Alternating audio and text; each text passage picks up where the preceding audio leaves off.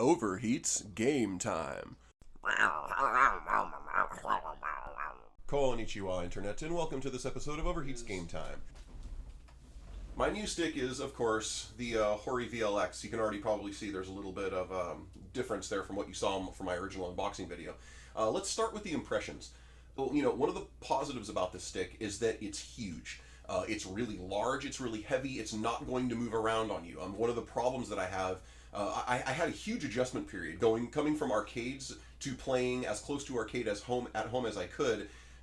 Trying to figure out where to put the stick. I tried to put it on the ground, but that was too low and it didn't feel right. I tried to put it on top of a box and that felt right, but it slid all over the place. I tried to put it in my lap, but that just felt really terrible and I couldn't figure out how anybody would play like that. And then I realized that a lot of the good players, like truly good players, like for one of the first tournaments I went to, it was in NorCal, and guys like LPN were there, Filipino Champ was there, Ricky Ortiz was there. These are all really good players, and they were all playing with their sticks in their laps. But if they can do it, then so can I. And so I spent dozens of hours just trying to get used to it. So at this point I am used to it, but even still, when you get into it, the stick will slide around in your lap a little, and it's because it's so light. They're too light. And so having one that's this heavy, plus having this sticky no-stick pad stuff on the bottom, it's great. It doesn't move. It's not going anywhere. If you prefer to play with your stick on the ground, it's a little higher. It's a little bit thicker than the other sticks. So it actually gives you a little bit, it brings it up a little bit more for you, which is great. If you prefer to play with it on a table, again, it's so heavy with that non-stick surface, it's not going anywhere. Your table is going to start rattling around before this thing does, so you can play with it like that if you'd like.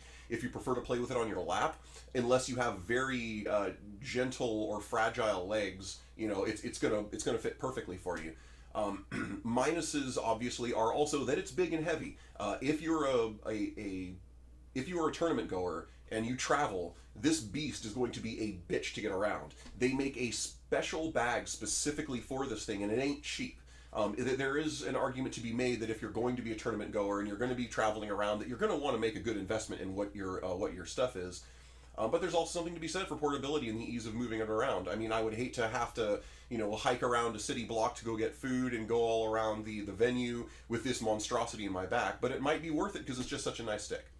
So obviously what I'm talking about in terms of impressions right now is the chassis or the build of the stick.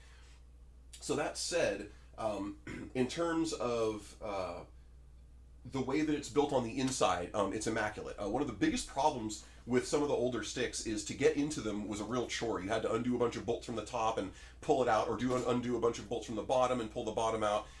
Nowadays they make them a little bit easier to get into, and this stick is no different. So if you look,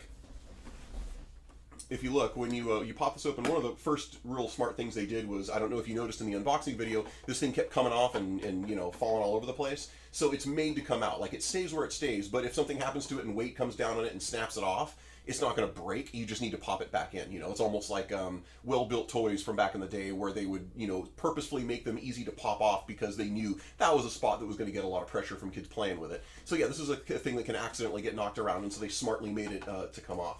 So up in here, I don't know how well you can see it, but inside here there are three like PC style bolts, and you can basically unscrew them the first time you unscrew them. So how do I put this? Since they're not responsible for holding the top of your entire stick down, they don't need to be tightly screwed back in to make sure that there's not going to be a problem. Once you pop them open, when you screw them back in, you can just screw them back in by hand, and since they're the PC style, you can get kind of a good grip on them and screw them in fairly well, which means you can also unscrew them by hand, so you don't really need a tool. If you want to use a tool, there's more than enough room inside this thing to put a tool somewhere for yourself if you want. So I'm going to go ahead and unscrew these three bolts. There's only three, too. It's not 6, it's not 8, it's nothing ridiculous like that. It doesn't require a special tool. It's just 3 little screws. You pull them out, and then this thing becomes basically like an old arcade machine. I may have once before sort of touched upon the fact that I used to work at an arcade, and the way the arcades would work is you would open up the coin door, put your hand inside the coin door like you're giving birth to a calf, and there would be 2 huge snaps, like clasp snaps up at the top, like basically if you were outside the arcade stick and here's the buttons and the joystick, and then here's where it meets and it goes into the screen, down in here there are 2 clasps that you pop out, and then you grab the joysticks and you pull them towards you, and the whole thing swings open like a door. And that's actually how this thing works. So I just pulled those out, and you just pull up on the stick and it pops right out. And then look how beautifully done the inside of the stick is. This thing looks like they hired the people with the most OCD they could find to make these wires just perfect. I mean, it actually looks messier than it did when I first opened it, because I had to unplug all the wires and plug them back in when I was changing the buttons around. It looked like somebody had done a comb over for somebody who was almost bald. I mean, the wires were just they were perfect. They still look really good, but I mean, still, just look at that. It's so nice. And then also, because there's so much room in here, let's see, if you look down here, they actually put a little piece of metal in there that you can stock 2 extra buttons. So when I replaced the buttons, the Kuro buttons that were in here, I took 2 of them out and put them right there. So I do have a couple of extra buttons in case something goes wrong. And you know, on top of that, there's more room. If you wanted to put more stuff in here, you could. Plus the compartment where you can put your wire is huge, and you could put more stuff in there as you want as well. So just the overall build quality of this thing is stellar. I mean, it really is a chunk off of the front of an arcade machine. If you wanted to build an arcade cabinet, but you didn't want to go through the creation of the actual front panel, but you want a Japanese style arcade, you could literally just build sort of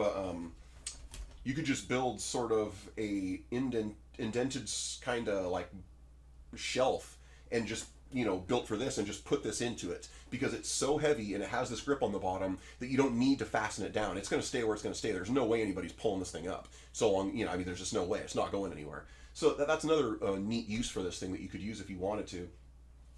So let's see, we've gone over the build quality. So now that we've gone over the build quality, let's go over the other 2 things that I said I would go over, which are the Kuro buttons and the Hayabusa stick. Now, the Kuro buttons, as I already said, you know, I replaced them. They're not bad buttons, don't get me wrong. They're actually really good buttons. But I didn't play with them and feel like my game had suddenly elevated to the next level because these buttons were knowing what I wanted before I wanted it, or anything silly like that. They didn't feel like they were giving me any better response time. They just felt like really primo quality buttons is all they felt like.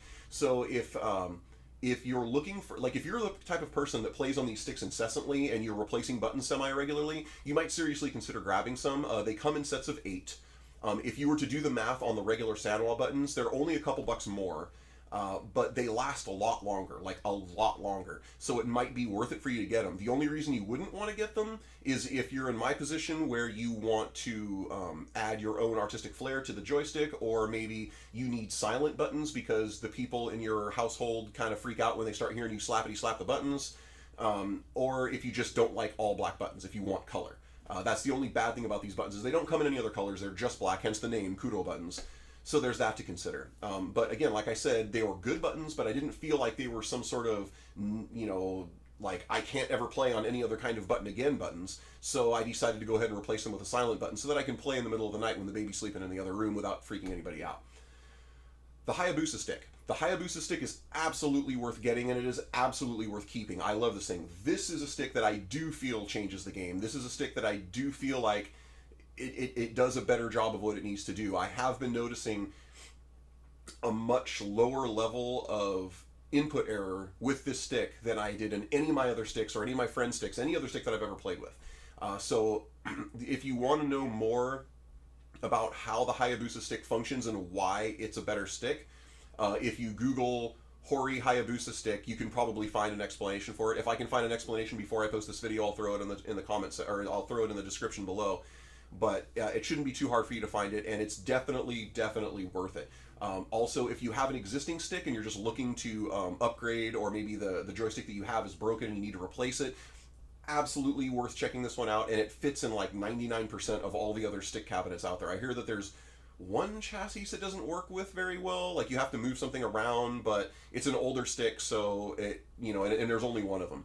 So it's definitely worth the price. So now that I've gone over my overall impressions of this thing, I will just say, in general terms, the build quality of it is stellar. The only negatives really are the size if you're going to be traveling a lot.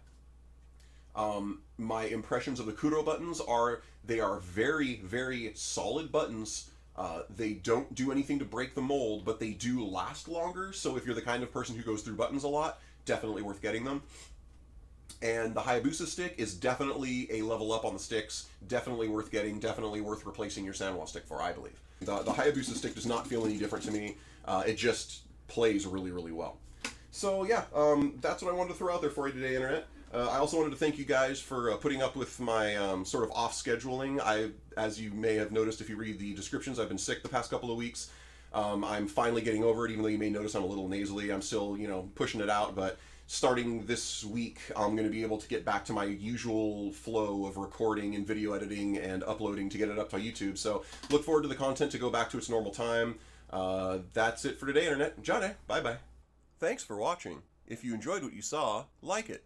If you want to see more, click that subscribe button. If you have any questions or suggestions you'd like to throw out there, drop them in the comments section below. That's it for today, Internet. Johnny, bye-bye.